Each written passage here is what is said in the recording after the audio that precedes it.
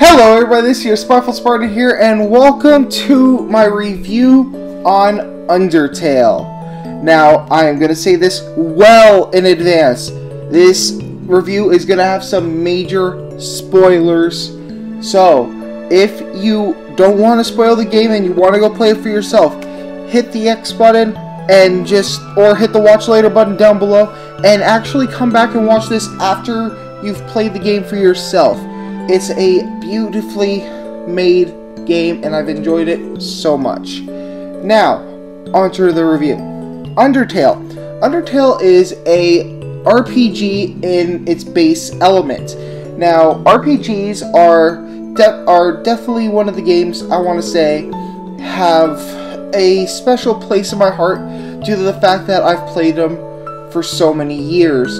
And now I want to go and say that Undertale takes RPGs and knocks them up a few scales, and it is absolutely amazing.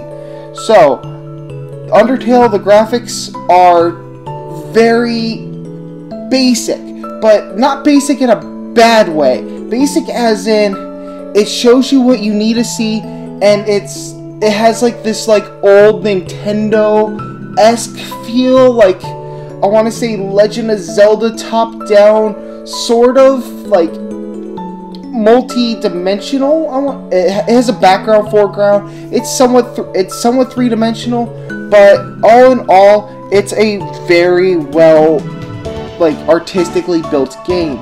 Now, story. Oh my God, story.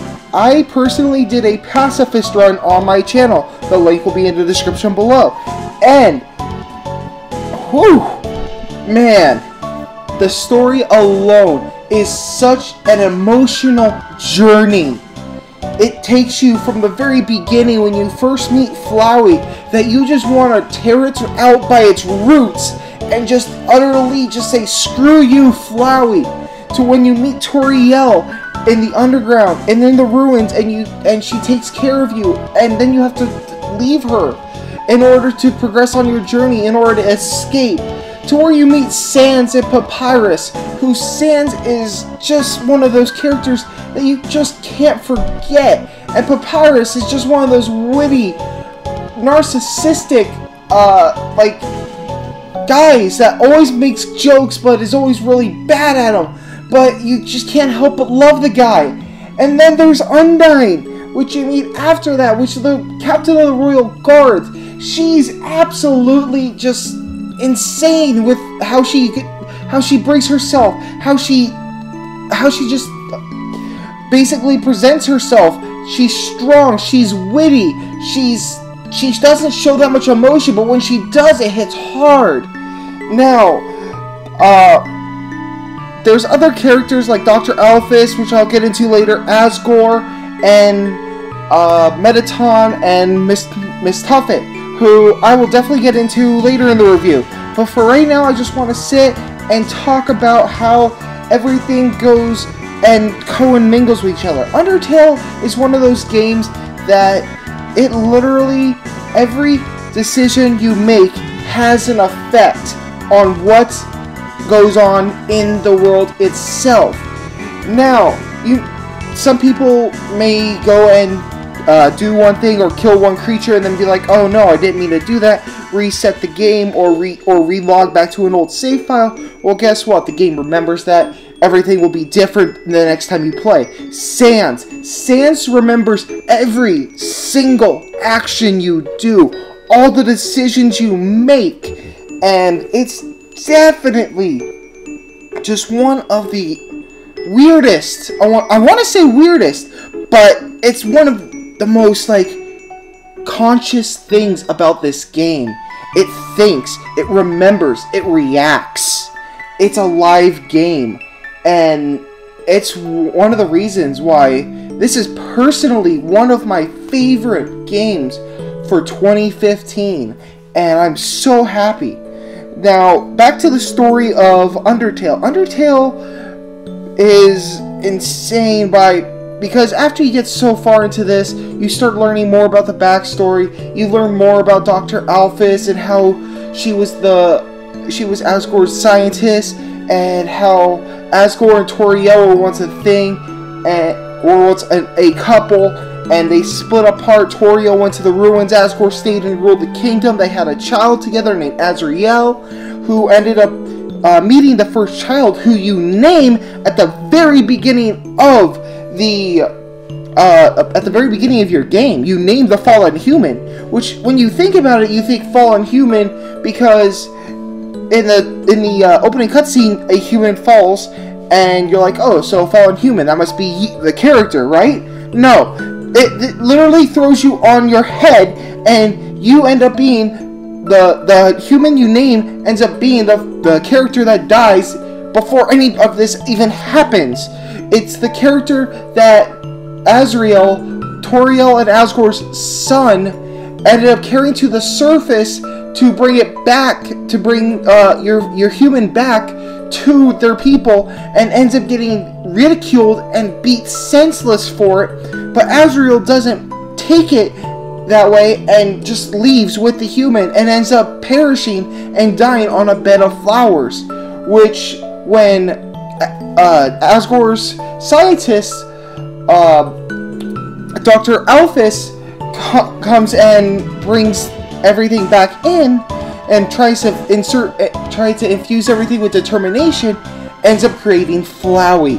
Now, I know what you're thinking, holy shit, Flowey and Azrael, they're the same thing. It blew me away from my first time doing this too. So, it was, as far as the storyline goes, it's a beautifully crafted storyline. Whether you're doing a pacifist run, a neutral run, or a genocide run, because there's multiple ways you can do this. I've seen, like, going back and seeing other YouTubers do this now. I've seen people kill one thing. I've seen people only kill Toriel and regret it instantly. I've seen people just go on a murderous rampage and not give a shit. I've seen people just, wholeheartedly not want to do anything and just go through the game as it's meant to be played. Now, these are all very actable things that you could do in this game, because it's just a game. And even though, yes, it does remember you through past timelines and everything, it's all part of the experience. It's how you see your character and how you want to play it, which is a beautiful thing. And the fact that it remembers everything that you've done, all the little things, taking extra monster candies, not paying for spider treats at the first spider web. Miss Muffet remembers that back when you go to fight her later. And it's obviously it's something that Toby Fox did wonderfully. Now, as far as the story goes, I want to give the story a huge 9 out of 10 for story, just for being creative, being very immersive in the game, and it's just absolutely a gorgeous story.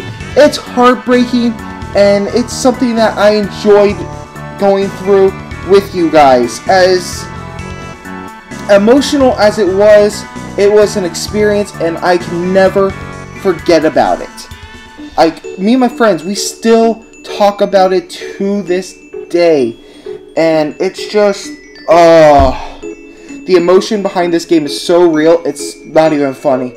Now, I want to go go to music now. The music for this game is absolutely massive, with over 100 different tracks in this game. And all the music is so uniquely crafted. I mean, every single music track is just tweaked and haired perfectly to fit the character's personality that you are fighting, or fit the dramatic atmosphere of the game. For music, I want to give this game an 8 out of 10. The music was absolutely brilliant. Now, graphics. The graphics, like I said earlier, graphics are something that most of us nowadays, they're like, oh, has to be high graphics, has to be amazing graphics. Oh my god, graphics are so huge. But to me, graphics don't make the game. What makes the game is not unforgettable characters, great storyline, and most importantly, a huge replay value, which this game has the biggest replay value if you can muster up the courage. And I do say muster up the courage for a reason, because if you do a pacifist run and you try and go back and complete a genocide run or a neutral run, it will remember that you spared everybody. And once you do a genocide run and end up killing off everybody, you can't go back and do a pacifist run because they will fear you.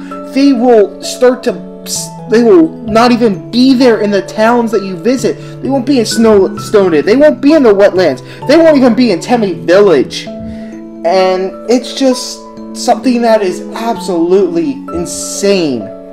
Now, for graphics, I'm not going to really rate the graphics like I do with all my other stuff. I'm not going to give it a 7 out of 10 or 2 out of 10 because the graphics are crap. I'm literally going to give the game, for its graphics, a massive 8 out of 10 for being so unique with the graphics and having the graphics that actually fit the characters. I mean, Papyrus, when they said that he was such a cool dude, and Sans was describing his brother, how he always had those baseball shoulder pads, he always wore that torn up t-shirt. I mean, he actually had that in the game with the basketball shoulder pads. It was hilarious and comedical, and I loved it. And not all of it is in color. This game is like 90% black and white and green, because the green for the matrices and all that. But this is just one of those games that it touches you. And I've enjoyed this game so much. So, for my overall game score for Undertale is a 9 out of 10 for beautiful characters, unforgettable storyline, heartbreaking tragedy, and downright awesome and addictive music. So, thank you all for watching this video. If you did and you want to see more reviews like this one, hit the like button down below, comment and subscribe for more amazing detail. And until next time, this has been your Spiteful Spartan, signing out. Stay frosty, everyone.